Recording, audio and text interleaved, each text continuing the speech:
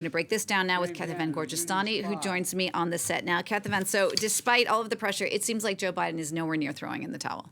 Absolutely not. And those are the words of Karine Jean-Pierre, the press secretary, when she was asked whether he was considering stepping down. So that's the message from the White House. Joe Biden himself making that clear. There was an all-staff meeting, a phone call where Joe Biden joined and said, no one is pushing me out. He also taped several interviews with local radio stations. And in one of them, he said, I screwed up. I made a mistake, but then he pointed to the fact that people should look not at the 90 minutes, but at the 3.5 years that he has been in office and what he's accomplished. So really the strategy of the Biden team right now is to do everything possible to convince people that this was a one-off mistake, bad night, all of those words that they've been using, and not a general problem. You mentioned the meeting with the governors. That was important. He had to talk to them, even those whose name has been floated around as possible replacements for Joe Biden, coming out and saying that they had his back. He also held some private calls with some of the key figures of the Democratic Party on the Hill. For example, the Senate Majority Leader, Chuck Schumer, the House Minority Leader, Hakeem Jeffries, Nancy Pelosi, people like that who have weight within the Democratic Party. He's going to hold campaign events in swing states, Wisconsin, Pennsylvania. There's that big interview coming up on Friday with ABC. And then next week, you have the NATO summit in Washington, and we're expecting, at least according to the White House, a solo press conference that the president hasn't done in a long time.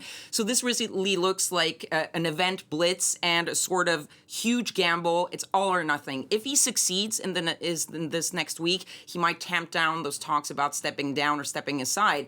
If he makes even the smallest mistakes, this will open the floodgates of people who so far have been standing on the sidelines, not saying anything, wait and see. If he makes a mistake, that's really going to change the narrative. Right, because in the meantime, there is a lot of concern. There's also a lot of anger among Democrats, also not just at Joe Biden, but also at his team for how it handled the aftermath of the debate. Yes, some people even saying that the PR handling of the aftermath was worse than Joe Biden's actual performance. It took days for the White House to actually publicly talk about this. The first briefing was on Tuesday, 5 days after the debate.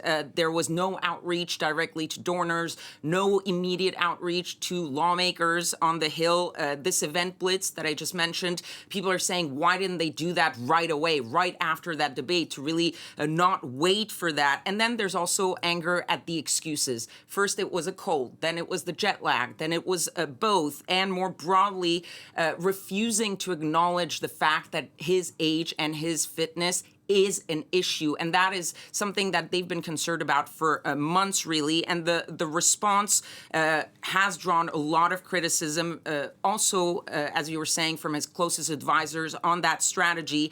And now the turnaround and this event blitz, people are wondering, is it, first of all, too little, too late? And can anything really be done to turn around that debate performance? Because a bad performance happens. The question is, this was a bad performance that just came to sort of underline something that people were already talking about for months. And how do you alleviate those concerns? That's really going to be the question ahead, and whether this week is going to be able to turn around months of people's concerns about his age. All right, Kethevane, thanks so much for that. That's our Kethevane Gorjestani.